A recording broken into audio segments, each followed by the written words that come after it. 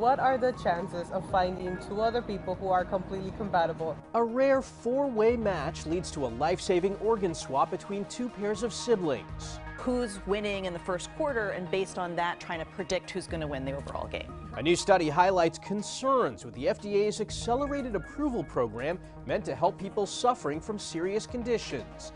And the colorless, odorless radioactive gas that more Americans should test their homes for.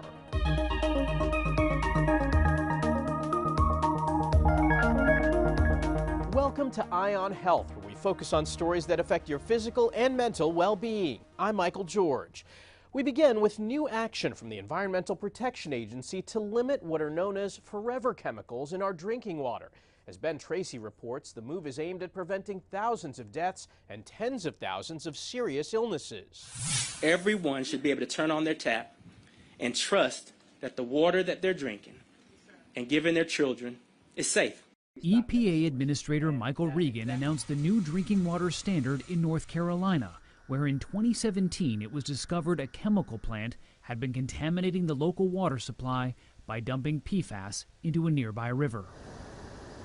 It was gut-wrenching to when we first learned about our contamination crisis. Emily Donovan lives near the river and has been fighting for PFAS regulations for years.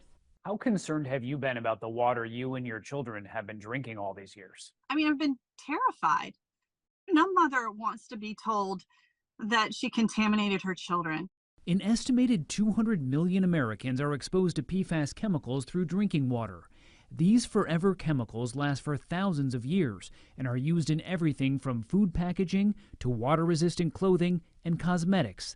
They've been linked to certain cancers, liver damage, and developmental issues in children. You can't smell these chemicals, you can't taste them, you can't see them. So that's why these new rules are so important. Now, water utilities must reduce PFAS levels to near zero in the next 5 years. The EPA says 6 to 10% of the 66,000 public drinking water systems will likely need to make changes to comply. That could cost billions of dollars. The American Water Works Association, which represents the utilities, says polluters, not communities, should be held responsible. But for Emily Donovan, this, I think, is a monumental change in how we look at public water in America. What matters is making the water safe to drink. Ben Tracy, CBS News, Los Angeles. New research shows many women are not getting the recommended screening for breast cancer. It's estimated about 22% of breast cancer deaths can be reduced by early screening and treatment. We spoke with the CDC about their new report. Routine mammograms are critical for detecting breast cancer early, when it's easier to treat and chances of dying from the disease are lower. Now, a new CDC vital signs report shows 1 in 4 women ages 50 to 74 are not up to date with the breast cancer screening. This is concerning because we know that about 40,000 women die a year from breast cancer, and having these screening mammograms can save lives. We found several reasons why women aren't getting their mammograms every 2 years. Those reasons include the cost for access to care, lack of transportation, food insecurity, loss of work, and feeling socially isolated. The report found the more of those health-related social needs a woman is dealing with, the less likely she is to get a mammogram. CDC Chief Medical Officer Dr. Deborah Howery says these barriers need to be removed. It's really important to address these needs now. When doctors are meeting with a patient, they can screen women for these needs and then connect them to community services. And if women are uninsured, CDC has a program in all 50 states through the health departments that will allow women to get a mammogram for free. While death rates from breast cancer have decreased, they remain high for Black women and women with low incomes. Federal health officials are encouraging all women not to delay their mammogram. Earth has clocked a record high temperature for the 10th straight month. The European Union Climate Agency says March averaged 57.9 degrees Fahrenheit, breaking the previous record for the month by 1/10 of a degree. The planet has broken heat records each month since last June. Climate scientists say that's partly due to El Nino, which peaked around the start of this year, but they also put the blame on human-caused climate change. Roe v. Wade was overturned nearly 2 years ago, and states are still reshaping their abortion restrictions, while also keeping the issue front and center in the presidential race. Arizona Supreme Court reinstated a near total ban on the procedure. The state now poised to join 17 other states that have imposed similar bans. Doctors say the statute threatens women's lives and their livelihoods, with a mandatory 2 to 5 year prison sentence for any doctor found in violation. Jared Hill has details. Now you have people who are scared to do their job. Doctors in Arizona now in limbo. It's not just abortion providers. We're talking about your ER physician who now has a patient in front of them who is bleeding into their abdomen. It's part of the fallout after Arizona Supreme Court reinstated a Civil War era law banning all abortions except for when the mother is at risk of dying. Conservative legal group Alliance Defending Freedom argued in favor of the decision. Life is always worth protecting. Abortion rights are now shaking up the presidential race in a major swing state that President Biden won in 2020. Elect me. I'm in the 20th century. 21st century. Even former President Trump, who just days ago said abortion should be left up to the states, is distancing himself from this state's ruling. Did Arizona go too far? Yeah, they did, and that'll be straightened out. Now, many in the state are pushing for a November ballot initiative to protect abortion rights. I really hope this mobilizes a lot of younger folks to get out and vote. With reviews in lower courts, it could take weeks before the statute likely takes effect. In the meantime, doctors at one Arizona clinic say they'll continue to provide abortion services until the law says they can't. Jared Hill, CBS News. The FDA's accelerated approval program has helped bring several cancer treatments quickly to the market. But a new study found that fewer than half of these fast-track drugs are showing any clinical benefit. So it's sort of like saying, for a football team, who's winning in the first quarter, and based on that, trying to predict who's going to win the overall game. CBS News medical contributor Dr. Celine Gounder says patients and doctors can sometimes get too desperate for a cure. A lot of physicians don't get into the details of, was this an accelerated approval, a regular approval, what was the data on which it was approved. And so physicians, because of these different pathways, they really do need to educate themselves to counsel their patients and say, look, we're not as sure if this is going to work. And there are some very real side effects. So there is a trade-off here. Dr. Gounder says the accelerated approval program was first developed in 1992 for HIV drugs. And some HIV activists later said the program hurts patients' quality of life while not helping fight the virus. Hundreds of thousands of Americans tear the ACL in their knees every year, and many undergo ACL reconstruction. Dr. Malika Marshall introduces us to a relatively new type of repair that's less painful than traditional surgery and may reduce the risk of developing arthritis in the knee years later. Tori Waldstein was hitting the slopes with friends a few years ago when she went tumbling over a bump. My ski didn't pop off, so my knee sort of twisted around, and I knew pretty quickly something bad had happened. The 30-year-old had suffered a tear of her ACL, a ligament that connects the thigh bone to the shin bone and helps stabilize the knee joint. It happened pretty frequently, particularly in patients who are very active, like Tori. Typically in pivoting cutting sports like soccer, basketball, football, and skiing. Dr. Kai Mithofer is an orthopedic surgeon at New England Baptist Hospital. He says most patients who need surgery undergo a traditional reconstruction, where the torn ligament is replaced with a tendon removed from another part of the body, like the quadriceps or hamstring muscles. But that can lead to chronic pain and weakness in those areas. You're robbing Peter to pay Paul. But a new procedure called Bridge-Enhanced ACL Restoration, or BEAR, avoids that. What the technology does, it actually helps to biologically heal the body to heal itself. This collagen implant is first saturated with the patient's own blood to provide growth factors to aid in healing, and is then placed between the stump ends of the torn ligament.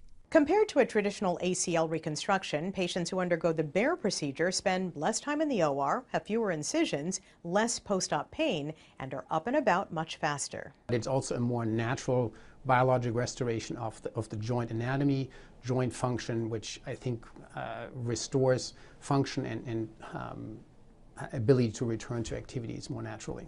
Tori chose the BEAR procedure over traditional surgery and is happy with the results. I'm back to doing pretty much everything I was doing before. She was back on the ski slopes the very next season. Dr. Malika Marshall, CBS News, Boston. Coming up, what to do if you hurt your eyes during the eclipse, and why it's important to have your house checked for radon.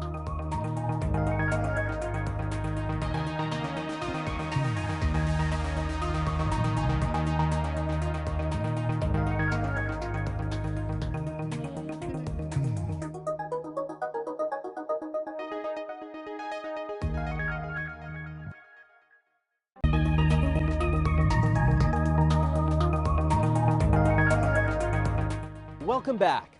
Exposure to radon is the second leading cause of lung cancer in the U.S., but a new survey shows many Americans are unaware of the dangerous threat that could be lurking in their homes.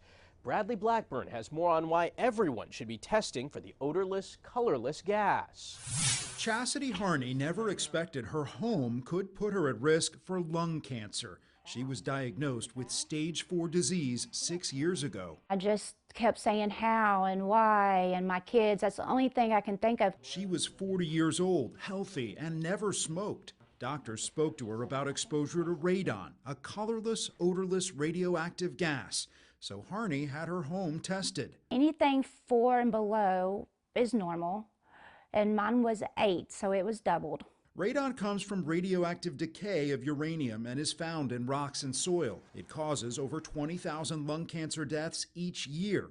Yet 3/4 of Americans have not tested their homes, according to a new survey from the Ohio State University Comprehensive Cancer Center. And more than half are not concerned about exposure. It's important to be aware of this, to detect it in your house. Non-smoking lung cancers are on the rise. Dr. David Carbone says this is likely linked to long-term exposure to radon, which can cause gene mutations leading to cancer. The risk of radon is related to not just the intensity at a given point in time, but the duration of time. Many schools are not tested for radon, many businesses. Harney had surgeries, chemotherapy, and radiation. Tests showed her mutation could be treated with a targeted therapy. I want others to know that anybody with lungs can get lung cancer.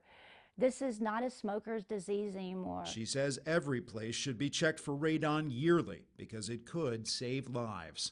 Bradley Blackburn, CBS News. A popular kids' lunch option may not be so healthy. Consumer Reports found troublesome levels of lead and sodium in Lunchables. The prepackaged boxes of deli meat, cheese, and crackers sold by Kraft Heinz and others have high levels of lead, sodium, and other chemicals that have links to cancer. You know, when you have these type of lead readings and lead being linked to learning development issues, we have to rethink what we're making available in the school food program. Kraft Heinz defended its product, calling Lunchables a good source of protein that offers nutrients through meats and cheeses. The Mayo Clinic says even small amounts of lead can severely affect mental and physical development, especially in children under 6. Now, it seems obvious, don't stare at the sun, but some people may have tried to sneak a peek during the eclipse. Google Trends shows spikes for searches like eyes hurt and why do my eyes hurt on the afternoon of the eclipse. During the last eclipse in 2017, there were only a few dozen cases of eye damage documented in North America. But if you think you may have hurt your eyes this time around, we asked ophthalmologist Dr. Christopher Starr what your next step should be. Doctor, first off, thanks so much for joining us. What kind of damage can be done if somebody stared without having those proper glasses? Well, you know, there are two real types of sequelae or damage that can be done following the eclipse the other day. The first was more of a sort of sunburn of the eyes, which a lot of people had and complained of sort of fatigue and irritation and a little grittiness, maybe some tearing. That usually resolves within a few hours or a day or two. The second type of damage from the eclipse is more serious, and this is the type that we are starting to see now, a few days after the eclipse event. And that is retinal or solar retinopathy, damage to the inside of the eye, the sensitive tissue we call the retina. For those who may have had fake glasses or are not certain that they were protecting their eyes or weren't using glasses at all and happen to look up, or if they have children who happen to do that and they have lingering vision complaints, such as a little spot in the center of the vision or a big spot in the vision, a little, and often the spot when it affects the retina is actually in the shape of the sun, and that unfortunately is permanent when that happens. What are some of the symptoms people should watch out for? At what point should they say, I need to get this checked out? Yeah, at this point, if there's any concern whatsoever, whether it's your central vision with a little spot in your vision that moves with your eyes, if it's distortion, you know, looking at a straight line and in parts of it looks a little kind of crooked or wavy, Colors, if your color perception is a little bit off, since the reds and greens and blues look a little muted or a little different, any of those things, separately or together, should get you to go see an eye doctor. Ideally an ophthalmologist or a retina specialist, even somebody who specializes in the posterior part of the eye. Are there things that can be done to treat this when somebody comes in, even with these more severe cases like the solar retinopathy you mentioned? The short answer is sadly no. Once the burn and the damage occurs, it doesn't typically regenerate, and there aren't any magical drops or procedures that we can do to help it regrow. The good news, though, is that with time, we do see that some of these solar retinopathy burns and scars do tend to improve somewhat over time. There's no guarantee that it will, and there's no way to really predict who's going to do okay and who's not. And sadly, there's always, a few people who never get better. And in some cases, sometimes it can even get worse as time goes on. So it's hard to predict, but the most important thing is, seeing a specialist as quickly as possible. Well, doctor, we appreciate you taking the time. Thanks so much for talking with us. Absolutely my pleasure. Thank you. A new Florida law bans younger children from having social media accounts. It sparked debate about what age kids should be allowed to have their own accounts and what role the government should play. Jeff Wagner looks into it. Having a drink, driving a car, all are well known for their legal age restrictions. Social media is a bit more of the Wild West. It's done. There you go. Florida's governor is trying to rein it in. The state's new law bans children under 14 years old from social media. Kids 14 to 15 need parental consent. Platforms like Instagram and TikTok would also be required to close accounts that don't meet the age restrictions. 14 is what was recommended as a healthy place to start. Sarah Jerstad is the clinical director of psychological services at Children's Minnesota and got the 14-year-old recommendation from a study done by the Surgeon General. It has to do with brain development. So what we know is at age 14, we're able to start that process of reasoning. She says 14-year-olds also better prioritize how they spend their time and hopefully have established hobbies or relationships. Because one of the concerns is that if social media becomes prominent so early, it might displace some of those other healthy activities. In that Surgeon General's study, teenagers reported spending an average of 3.5 hours on social media a day. Do you think we should leave it up to the government or it should be up to parents? I'm not sure. I don't mind too much government guidance. Guidance, not necessarily mandates. However age restrictions are determined, Dr. Jerstad says parents should set a good example for their children and put the phone down and do activities together without devices. Jeff Wagner, CBS News, Minneapolis. After the break, the amputee who changed careers to help people like him, and how two pairs of siblings help each other with a rare transplant.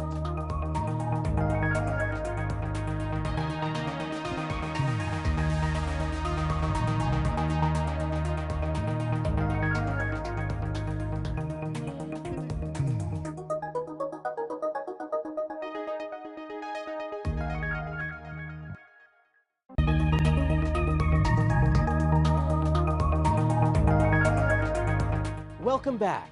After a former restaurant manager lost his leg to a diabetic infection, he changed careers to help people like him. As you know, looking good is feeling good. Damon Thorne got his barber's license and is opening a business called Compassionate Caring Cuts for people with disabilities. I can have conversations that they can't have with their nurses or even family members. Thorne says he was inspired by the care his rehab team gave him. I want to be that person to other people that I wanted for me. He recently reunited with them for a 3-year reunion. You never lost that positivity. I think that's literally the reason why you're doing so great. Thorne says he'll travel to wherever people need him for a compassionate haircut.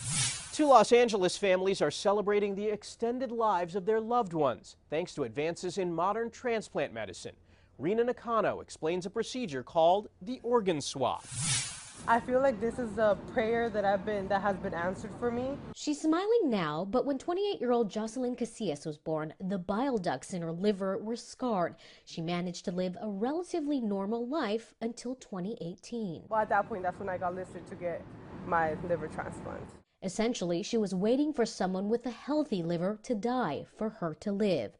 Option 2 was to ask family members to be a living liver donor. So this is the liver? Blood tests at USC Keck Medicine showed that her youngest brother Saul was a match. However, I actually got rejected because my anatomy wasn't compatible with Jocelyn's anatomy. Around the same time, another family was doing tests for a kidney transplant. They told me I was born with small kidneys. 40-year-old Jaime Rocha was going to dialysis 3 times a week while waiting for a cadaver kidney transplant.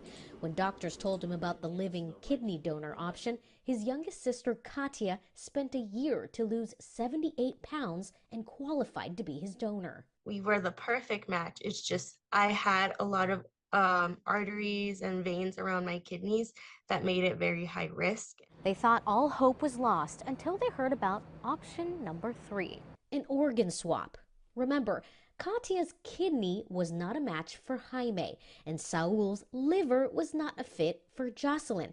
So the medical teams thought, what if Saul and Katia switched organs to donate to each other's siblings? I'm just thinking, what are the chances of finding 2 other people who are completely compatible? Well, tests showed it was a rare, perfect 4-way match. 2 weeks later, they were under the knife. This was only the second time this happened, but so in the world? In the world that we know of. Their identities were kept a secret until the procedure was complete and everyone was healed. When they first met, it was like family. But these miraculous organ swaps won't work if there aren't willing donors, especially in minority communities.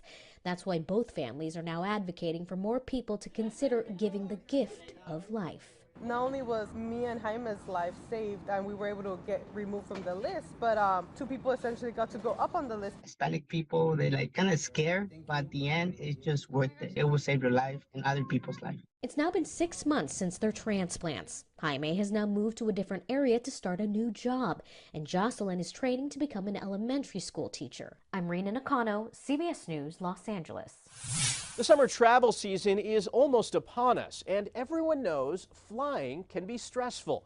One of the world's busiest airports is helping travelers take a load off with help from some furry friends. Ian Lee reports. These pups are on patrol at Istanbul Airport. They're not sniffing out drugs, but searching for tense travelers passing through Turkey. Gerçekten çok talep görüyoruz. This dog handler says, we see a lot of demand for therapy dogs. They help people to relax. Border Collie Alita leads the pack of this pilot project, giving kisses and comfort. After your long flight or you get stressful or you lost something, you need something like can keep you calm down, and something just like the dog is wonderful. Italian Retriever Cookie loves belly rubs. I think it looks nice to have like friendly dogs in the airports. And research shows this positive approach has health benefits, reducing stress, raising feel-good hormones, and lowering blood pressure. They stop people worrying, and they make people happy. The idea is being unleashed at airports around the world, from the UK to Miami International. He's here to keep you happy and de-stressed. He's doing a great job. Is he? He's doing a great job. It's dogs doing what they do best. This is Brody. See how soft he is? Being our best friends. Ian Lee, CBS News.